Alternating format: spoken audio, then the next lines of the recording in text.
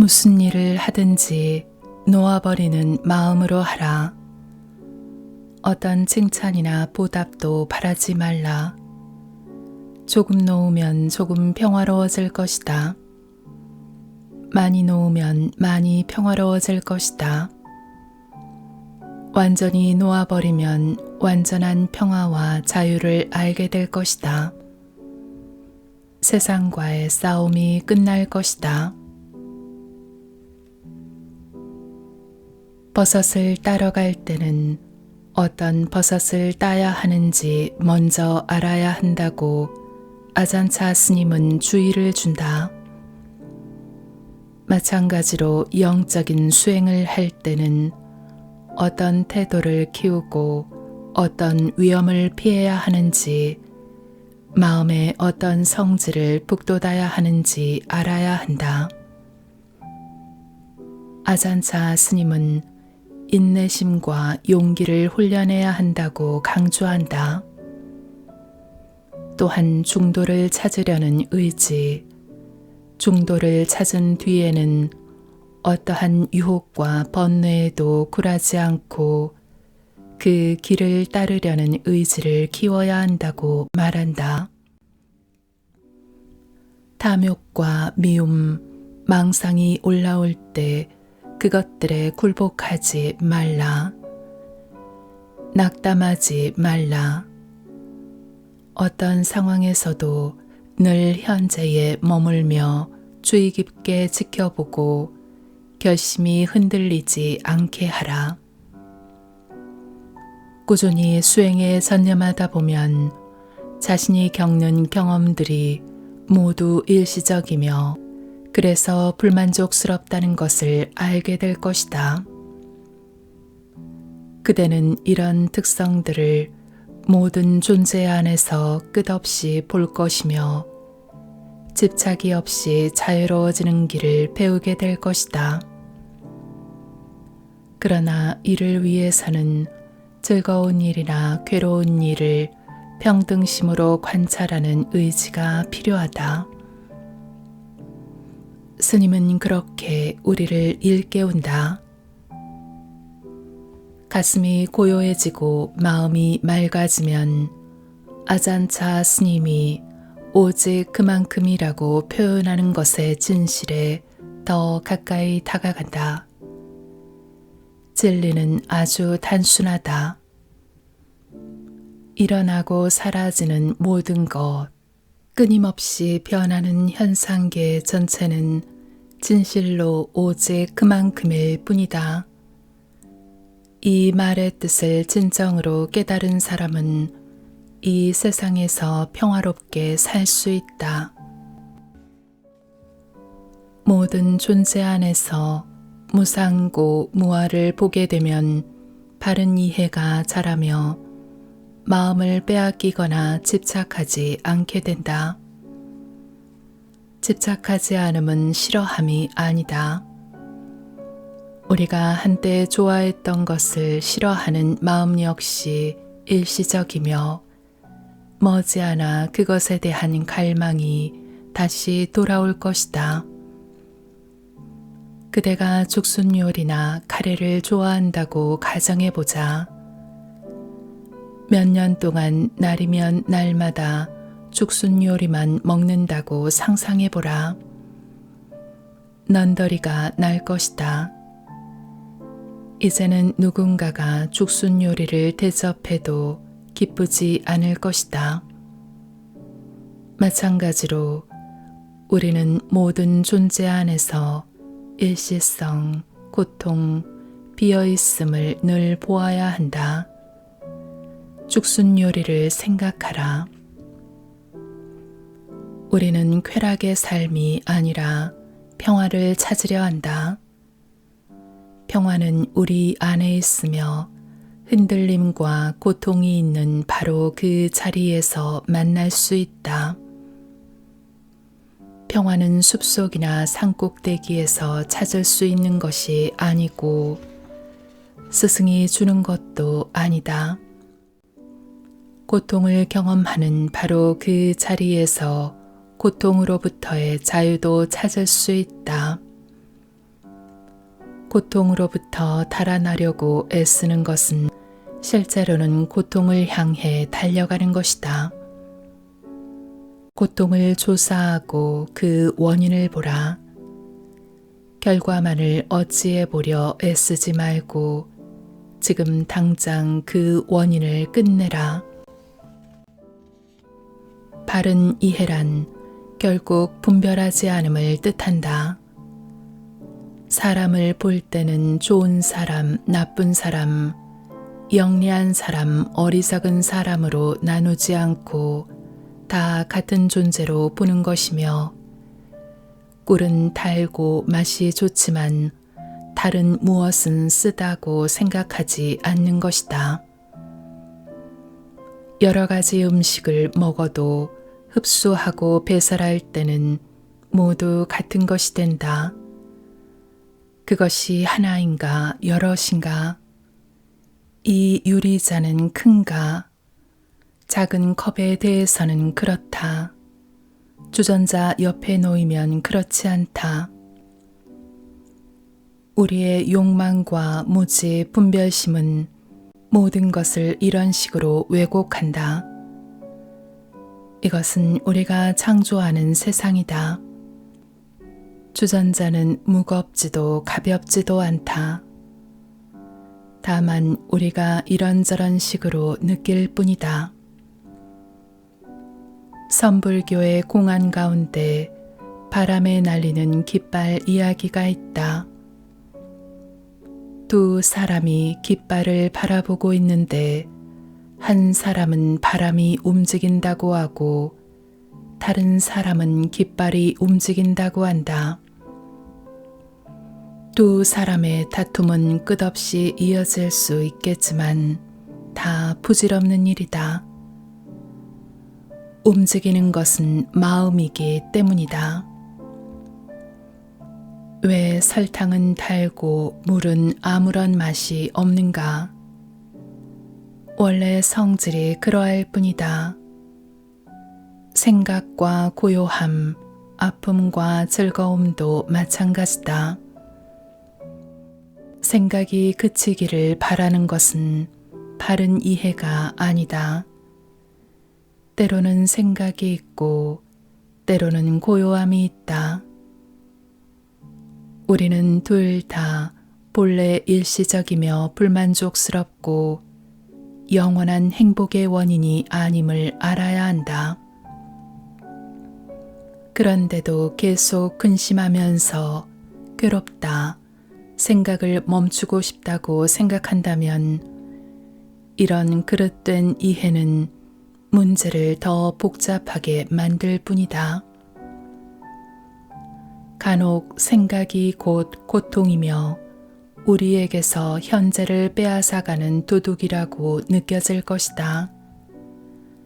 하지만 생각을 멈추기 위해 무엇을 할 수 있겠는가? 낮은 밝고 밤은 어둡다. 이것이 그 자체로 고통인가?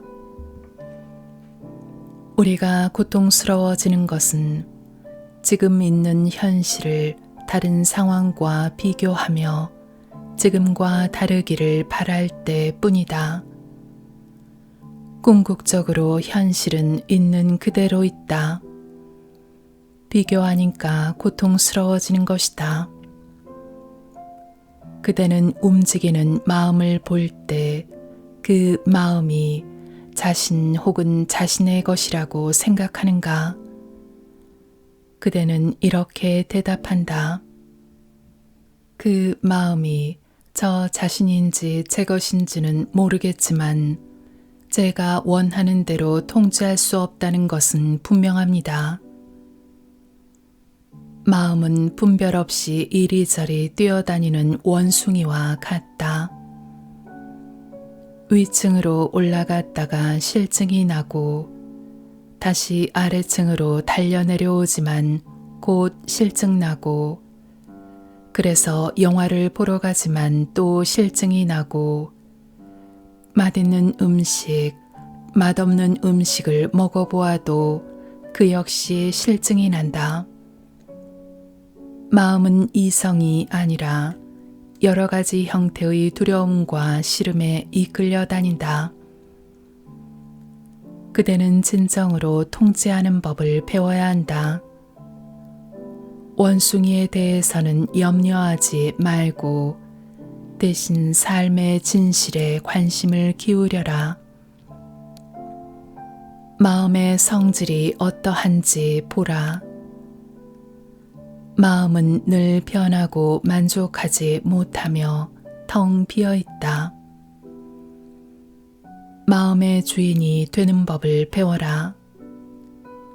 고통을 탐구하고 그 원인을 멈추게 해야 한다. 그것을 보지 못하면 지혜는 결코 일어날 수 없다. 어림짐작을 하지 말고 모든 것을 정확히 있는 그대로 보아야 한다. 느낌은 느낌이며 생각은 생각이다. 이것이 바로 우리의 모든 문제를 끝내는 길이다. 마음은 한 송이 연꽃과도 같다. 어떤 연꽃은 아직 진흙 속에 묻혀 있고 어떤 연꽃은 진흙 위로 올라왔지만 아직 물속에 잠겨 있으며 어떤 연꽃은 수면까지 올라왔다. 반면 다른 연꽃은 한 점 때도 묻지 않은 채 햇빛을 받으며 활짝 피어 있다. 그대는 어떤 연꽃이기를 선택하려는가? 그대가 아직 수면 아래에 있는 연꽃이라면 물고기와 자라에게 물어뜯기지 않도록 조심하라. 우리는 자기 자신을 탐구하지 않는다. 끝없이 되풀이되는 집착과 두려움에 사로잡힌 채 그저 욕망을 따르며 원하는 대로 하고 싶어 한다. 우리는 무엇을 하든 늘 편안하기를 바란다. 그래서 편안하거나 즐겁지 않은 상태가 되면 우울해지고 화가 나고 싫어하는 마음이 일어나며 다시 그런 마음의 덫에 걸려 괴로워한다. 대체로 생각은 감각의 대상을 따르며 우리는 생각이 이끄는 대로 따라간다. 그러나 생각과 지혜는 다르다. 지혜 안에 있을 때 마음은 고요하고 움직이지 않으며 우리는 그저 알아차리고 받아들인다. 감각의 대상과 접촉할 때 흔히 우리는 그것에 대해 생각하고 계속 마음을 쓰고 길게 얘기하고 근심을 한다. 하지만 그런 대상들은 어느 것도 실체가 없다. 그런 것들은 모두 일시적이며 불만족스럽고 텅 비어 있다. 이 수행은 물소와 논을 돌보는 것과 같다. 감각의 대상들을 먹고 싶어 하는 마음은 별을 먹고 싶어 하는 물소와 같다.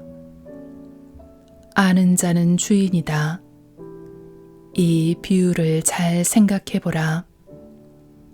물소를 돌보는 주인은 물소가 마음대로 다니게 내버려 두면서도 계속 지켜본다. 한눈을 팔면 안 된다.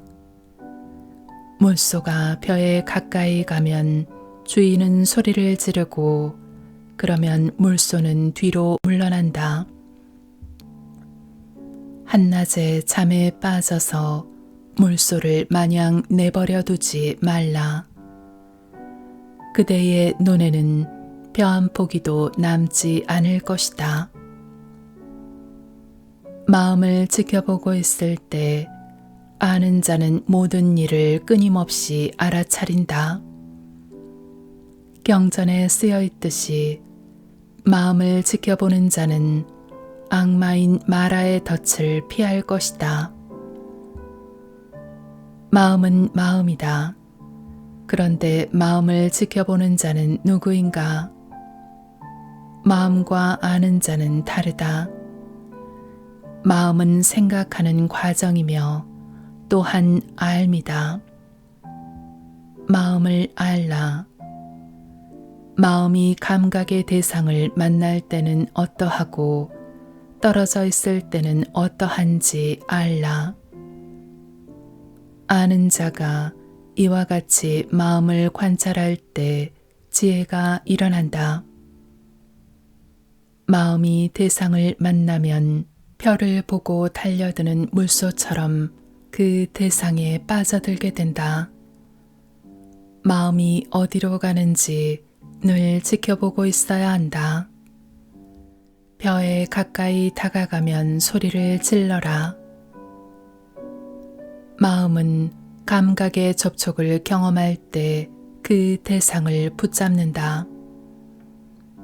마음이 대상을 붙잡으면 아는 자는 마음이 정신을 차려 그 대상을 놓을 때까지 무엇은 좋고 무엇은 안 좋은지 설명해주고 원인과 결과의 작용을 얘기해주고 마음이 붙드는 것은 무엇이나 바람직하지 않은 결과를 가져올 것임을 알려주면서 일깨우고 가르쳐야 한다. 이렇게 하면 효과적으로 길들일 수 있으며 마음은 평온해질 것이다. 부처님은 우리에게 모든 것을 내려놓으라고 가르치셨다. 소나 물소처럼 하지 말고 진실을 알므로써 알아차림으로써 내려놓으라고 말씀하셨다. 마음이 아직 자유롭지 않다면 마음을 또렷이 보고서 자기의 습성으로부터 벗어날 때까지 당면하는 상황의 원인과 결과를 주의 깊게 살펴보라. 마음이 다시 집착하면 새로운 상황 하나하나를 관찰하되 멈추지 말고 계속 지켜봄으로써 본질을 파악하라. 그러면 집착은 머물 곳이 없어질 것이다. 나는 이런 식으로 수행했다. 만일 여러분이 이처럼 수행한다면 분주하게 일하거나 감각의 대상들에 둘러싸여 있을 때에도 내면은 늘 고요할 것이다. 처음 수행을 할 때는 마음을 관찰하다가도 감각의 대상들이 오면 그것들을 붙들거나 피할 것이다. 그러면 마음이 평화롭지 않고 불편해진다. 그러나 명상을 하는 동안 감각의 대상과 접촉하지 않기를 바라고 생각이 멈추기를 바란다면 그런 바람이 바로 욕망임을 알아야 한다. 생각을 붙잡고 씨름할수록 생각의 힘은 더 강해진다. 생각은 내버려두고 계속 정진하라. 감각의 대상과 접촉할 때는 일시적이며 불만족스럽고 자아가 아님을 숙고하라. 모든 것을 이 세 가지 통 속에 각각 던져 넣어라. 모든 것을 이 세 가지 범주로 분류하고 계속 살펴나가라. 아잔차 스님이 새로 들어온 승려에게 말했다. 우리가 여기에서 하는 수행은 아무것도 붙잡지 않는 것이라네. 마음이 고통스러운 것을 붙잡고 있을 때는 뱀에게 물려있는 것과 같다네. 또 마음이 욕망 때문에 즐거운 것을 붙잡고 있을 때는 뱀의 꼬리를 붙잡고 있는 것과 같지. 뱀은 곧 머리를 뒤로 돌려 그대를 물을 걸세. 알아차림과 붙잡지 않음을 부모처럼 여기며 마음의 안내자로 삼게. 그러면 그대의 좋아함과 싫어함이 자녀들처럼 소리치며 울게야. 이건 싫어요, 엄마. 저걸 더 많이 갖고 싶어요. 그럴 때는 그냥 미소 지으며 말하게. 그렇구나, 얘야. 하지만 엄마, 정말 코끼리를 갖고 싶다고요. 그렇구나, 얘야. 그것들을 붙잡지 않고 그냥 오고 가게 내버려 두면 아무 문제도 없을 걸세.